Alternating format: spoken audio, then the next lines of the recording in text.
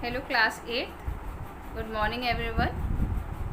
और बच्चों, आज आपका जैसे कि आपको मालूम है कि आपके ग्रुप में मैसेज गया था। आज आपकी शहलुम की छुट्टी है और जिसके वजह से आज आपकी क्लासेस जो हैं वो ऑनलाइन हो रही हैं। वैसे तो आपने देखा कि आपका स्कूल जो है वो खुल चुका है और रेगुलर क्लासेस आपकी चल रही हैं। और आपने ये भी देखा है कि जब आपकी ऑनलाइन या ऑफलाइन क्लासेस होती हैं, यानी कि स्कूल में जब आपकी क्लासेस होती हैं, तो आपका 8A का जो हिस्ट्री है वो सुकृता मिस ले रही हैं, ठीक है। मगर आप इससे पहले मैंने आपका क्लास लिया है। आप जानते हैं कि ऑनलाइन अभी तक मैंने ही आपको पढ़ाया है, तो आज भी ऑनलाइन क्लासेस मैं ही आपको लूँगी। फिर आपका जब स्कूल में क्लासेस जब चलेंगी तो आपका सुकृता मिस ही आपकी क्लास लेंगी, ठीक है बच्चों। तो आज हम लोग जो अभी तक आपको सुकृता मिस ने पढ़ा दिया है और अब उनको जो कि वो 3rd चैप्टर उनको स्टार्ट करना है, तो हम लोग 3rd चैप्टर से अपना पढ़ेंगे, जो हमारा चैप्टर है वैश्विक समुदाय एवं भारत। हम लोग को ये देखना है कि वैश्विक समुदाय क्या है और हमारे भारत में उसका क्या प्रभाव हैगा, ठीक है। तो हम लोग सबसे पहले इस चीज़ को देखेंगे बच्चों कि हमारे संसार में हर एक तरह के देश जो हैं वो पाए जाते हैं। बहुत से देश छोटे होते हैं, बहुत से बड़े होते हैं, और अगर शक्तियों की बात करें तो बहुत से ऐसे भी देश होते हैं जो कम शक्तिशाली होते हैं और बहुत से ऐसे देश होते हैं जो कि बहुत ज़्यादा शक्तिशाली भी होते हैं। इसी तरह से कई ऐसे देश होते हैं जिसमें बहुत मैत्रीपूर्ण संबंध होता है आपस में। मैत्रीपूर्ण का मतलब है कि मित्रता का संबंध। हाँ, बहुत से ऐसे देश हैं जो कि बहुत आपस में मिलजुल कर रहते हैं या मित्रता का संबंध जो कि एक दूसरे से रहता है। इसी तरह दूसरी तरफ बहुत से ऐसे देश हैं जिसमें कि मतभेद उत्पन्न हो जाता है, किसी भी कारणों से मतभेद उत्पन्न हो जाता है, और जो कि मतभेद जो है वो आगे चल के युद्ध का रूप जो है वो ले लेता है। अब मतभेद जो है वो उसके कई प्रकार हो सकते हैं। कई ऐसे देश भी होते हैं जो अपने राज्य की जो उनकी सीमा है उसको बढ़ाने में लगे रहते हैं। कोई भी देश कभी ये नहीं चाहता है कि उसकी जो शक्ति है वो सीमित रह जाए, या उसका जो क्षेत्र है, या जो उसका शासन है, या जो उसका साम्राज्य है वो सीमित रह जाए। कभी भी कोई देश ये नहीं चाहता है कि उसका क्षेत्र जो है वो बढ़ने ना पाए या वो किसी भी तरह से सीमित रहे, वो हमेशा बढ़ने के लिए सोचता है। और इसी के वजह से लोगों में, देशों में मतभेद पैदा हो जाता है जो कि आगे चल के युद्ध का एक रूप ले लेता है। इसी तरह से और भी कारण हैं, जैसे कि व्यापार को बढ़ाने के लिए हर एक देश अपने व्यापार को आगे बढ़ाना चाहता है, और क्योंकि व्यापार से उनको ज़्यादा इनकम होगी और ज़्यादा आय के स्रोत बनेंगे, और उससे कि उनका देश जो है वो और अधिक विकसित हो सकेगा और ज़्यादा विकास उसमें आ सकेगा, इसलिए वो अपने व्यापार को बढ़ाने में लगे रहते हैंगे। इस तरह के कई ऐसे मतभेद हैं जो अलग अलग देशों में पैदा हो जाते हैं, जिसके वजह से आगे चलकर वो युद्ध का रूप ले लेता है और फिर उसमें युद्ध होने लग जाते हैंगे। इसी तरह से अक्सर विश्व में हमने अक्सर देखा है, अगर हम अपने संसार में इतिहास के बारे में देखते हैं, इस इतिहास में हमने पढ़ा है कि बहुत से विश्व युद्ध हुए हैं। छोटे छोटे युद्ध हमने बहुत से ऐसे देखे हैं जो कि हुए हैं, मगर 20वीं शताब्दी में 2 ऐसे विश्व युद्ध हुए थे जो कि देश में जिनके बहुत से ऐसे देशों में उसमें भाग लिया था उस युद्ध में, और विश्व के कई ऐसे देश थे जो इस युद्ध से बहुत प्रभावित हुए थे। यानी कि जब 20वीं शताब्दी में हम देख रहे हैं कि 20वीं शताब्दी में दो ऐसे विश्व युद्ध हुए थे जो कि बहुत बड़े स्तर पे हुए थे और उसमें कई बड़े बड़े देशों ने भाग लिया था और इसमें कई ऐसे बहुत से ऐसे देश थे जो कि उससे प्रभावित भी हुए थे। पहला जो विश्व युद्ध था वो 1914 ईस्वी में हुआ था और 1914 में वो प्रारंभ हो गया था, शुरू हुआ था, जो कि 1918 तक चला था। यानी कि 4 साल तक ये विश्व युद्ध जो था वो चलता रहा। 1914 ईस्वी से लेके 1918 ईस्वी तक ये युद्ध चला था। इसमें कई ऐसे देश थे जिन्होंने इस प्रथम विश्व युद्ध में भाग लिया था, जिसमें कि एक तरफ थे ऑस्ट्रेलिया, हंगरी, जर्मनी, टर्की। ये एक तरफ, ये सारे देश जो थे वो एक तरफ थे। उसी की तरह दूसरी तरफ उसमें जो थे वो इंग्लैंड थे, फ्रांस थे, रूस थे, संयुक्त राज्य अमेरिका।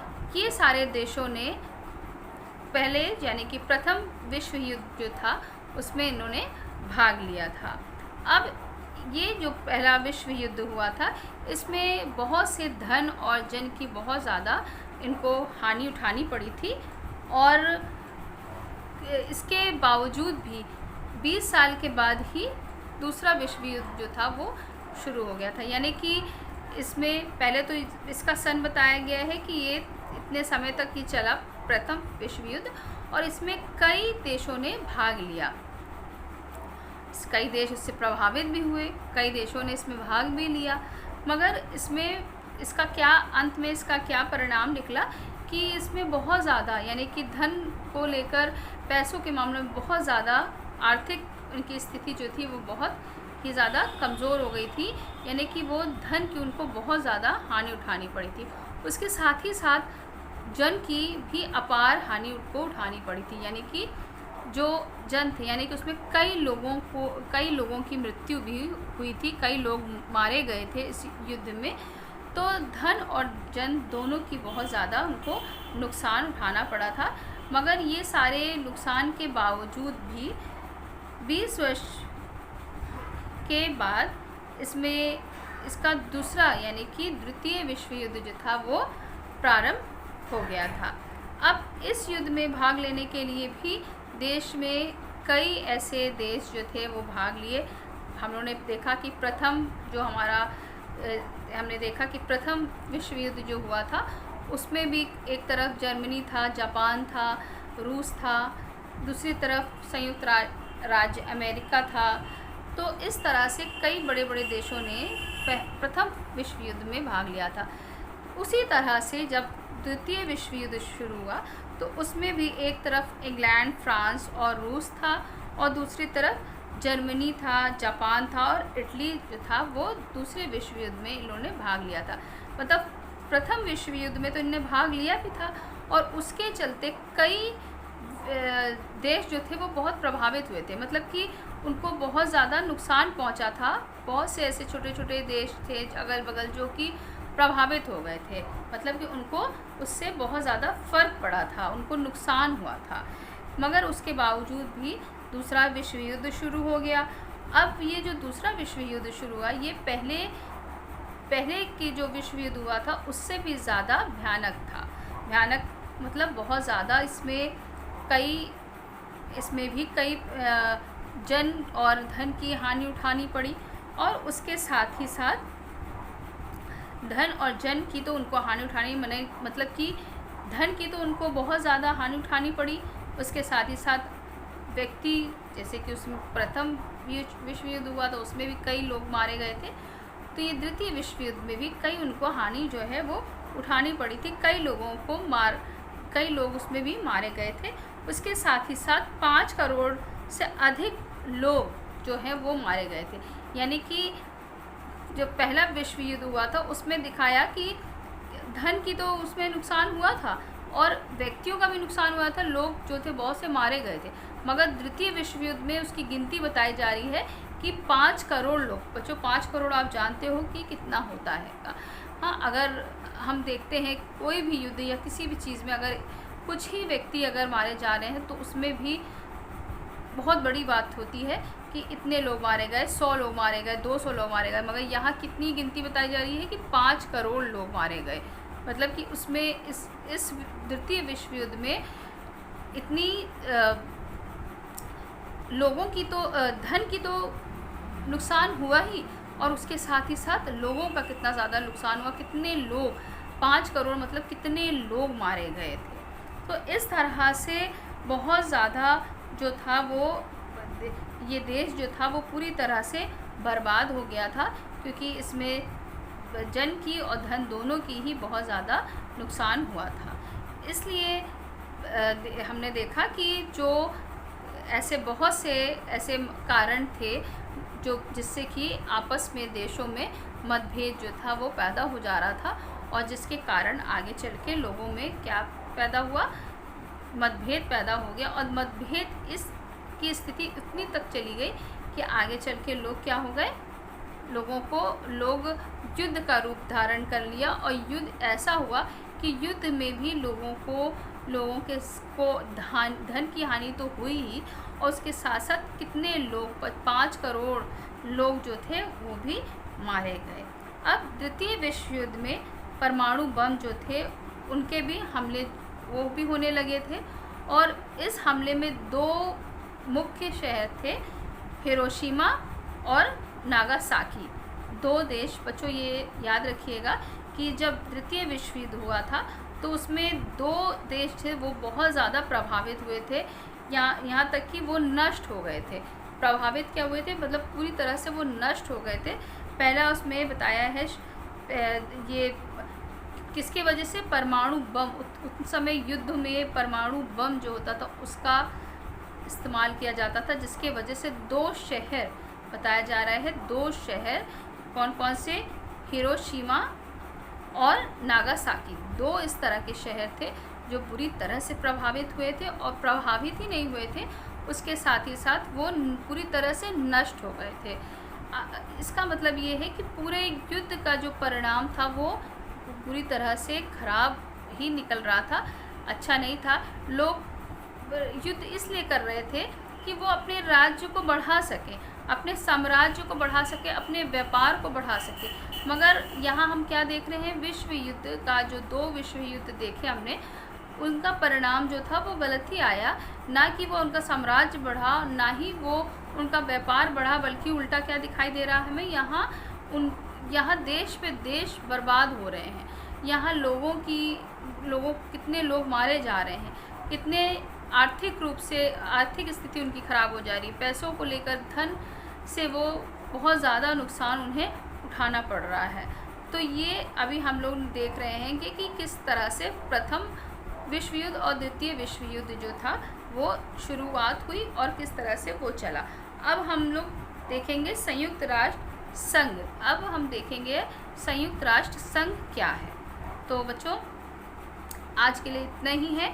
ये 1-2 टॉपिक है जो हम लोगों ने अच्छे से देख लिया है कि यही वैश्विक समुदाय और एवं भारत में हम लोग ने ये चैप्टर है, और इसी टॉपिक का हम लोगों ने देखा कि किस तरह से संसार में कैसे कैसे देश हैं, और उसके बाद किस तरह से किस प्रकार से इनमें युद्ध शुरू हुए, और युद्ध जो थे आगे चल के उसका क्या परिणाम हुआ, ये हमने देखा है। अब हम संयुक्त राष्ट्र संघ देखेंगे। ये भी इसका एक वैश्विक समुदाय का ये भी एक अंग है जो आगे चल के हम लोग इसको पढ़ेंगे। तो आज के लिए बच्चों इतना ही। आप लोग इसको अच्छे से और पढ़ लीजिएगा, और मैं उम्मीद करती हूँ कि आपको जितना मैंने अभी समझाया है वो अच्छे से समझ में आ गया है।